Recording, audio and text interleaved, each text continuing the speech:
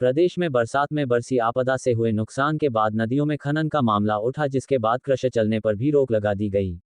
अब प्रदेश सरकार एक बार फिर राज्य सरकार क्रशर चलने की अनुमति दे सकती है और आने वाले 1 से 2 दिनों में इसका फैसला हो जाएगा। इस बारे में जानकारी देते हुए उद्योग मंत्री हर्षवर्धन चौहान ने बताया कि मामले को लेकर बनाई गई सब कमेटी ने मुख्यमंत्री को अपनी रिपोर्ट सौंप दी है और मुख्यमंत्री 1 से 2 दिनों में इस पर फैसला ले लेंगे।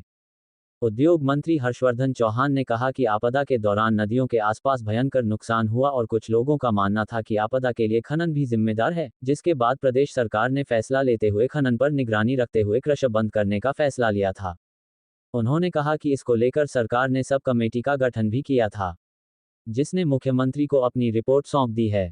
उन्होंने कहा कि क्रशर बंद होने से प्रदेश में निर्माण कार्यों में बाधा हो रही थी। इसको लेकर लोक निर्माण मंत्री विक्रमादित्य सिंह ने भी आग्रह किया था कि सड़कों के निर्माण में दिक्कत आ रही है, ऐसे में क्रशर खोलने की जरूरत है।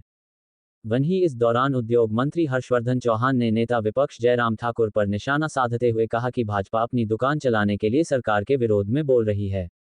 उन्होंने कहा कि प्रदेश सरकार ने बल्क ड्रग पार्क का काम तेजी से आगे बढ़ाया है, वहीं दूसरे विकास के काम भी तेजी से सरकार कर रही है, लेकिन भाजपा के पास कहने को कुछ नहीं है, लिहाजा सरकार का विरोध कर रहे हैं।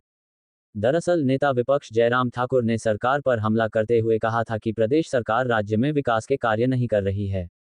पंजाब दस्तक के लिए सुरेंद्र राणा की रिपोर्ट। तो बहुत सारा हिमाचल प्रदेश में नुकसान भी हो गया था। कुछ लोगों का मानना था कि माइनिंग की वजह से जो है ये नुकसान हुआ है। ठीक है, माइनिंग की वजह से भी थोड़ा बहुत नुकसान होता है, ये बात नहीं है, मगर मुख्यमंत्री जी ने फिर आपदा राहत कोष में जो है डिज़ास्टर मैनेजमेंट में जो है क्रशर्स को बंद कर दिया गया था और उन्होंने एक कमेटी फॉर्म की है कि वो जो है इन जो क्रशर्स है इस पे और माइंस हैं इनको किस तरह से रेगुलेट किया दिया है, किस तरह से इसको चेक किया जाए, वो इन्होंने कमेटी फॉर्म की है और उन्होंने कमेटी ने मुख्यमंत्री जी को रिपोर्ट सबमिट कर दी है। और मेरी सीएम साहब से कल भी बात हुई है, उन्होंने कहा है कि जल्द जो है इस पे जो है इसको जो है जल्द फैसला जो है वो मुख्यमंत्री जी ले रहे हैं। ये बात आपकी ठीक है कि क्रशर बंद होने की वजह से कुछ ज़िलों में, विशेष करके कांगड़ा ज़िले में और कुल्लू और मंडी में जो है वो रेट्स बढ़े हैं और पंजाब से भी रॉ मटेरियल आ रहा है। मुझे विक्रमादित्य पीडब्ल्यूडी मिनिस्टर ने भी मुझे रिक्वेस्ट किया है कि पीडब्ल्यूडी का काम भी जो है वो प्रभावित हो रहा है क्योंकि रोड़ी की अवेलेबिलिटी नहीं है। तो मैंने सारी बातें मुख्यमंत्री जी के ध्यान में लाई और मुख्यमंत्री जी ने आश्वासन दिया है कि इस विषय पे जल्द फैसला हो जाएगा। तो लगभग लगता है कुछ दिनों में 1-2 दिन में खुल जाएंगे। और नुकसान तो अब ये है कि अब माइनिंग डिपार्टमेंट को तो ये मान के चलो 30 से 40 लाख रुपए हर रोज़ का नुकसान हो रहा है। तो जयराम जी क्या कह रहे हैं, वो तो विपक्ष के रूप में सरकार की तारीफ थोड़ी करेंगे, वो तो सरकार की आलोचना करेंगे, उनका काम है।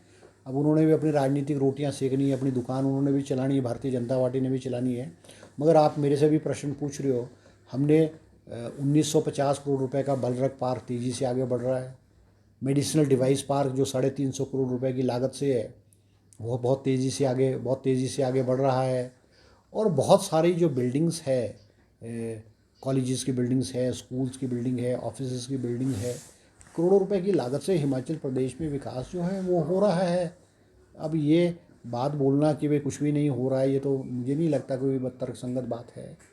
और विशेष करके 2-3 महीने में हिमाचल प्रदेश में जिस तरह से आपदा आई है, सारा विकास कार्य और सारी चीज़ें जो है वो थमी है, मगर अब इस सारे काम में विकास के मामले में तेज़ी आई है।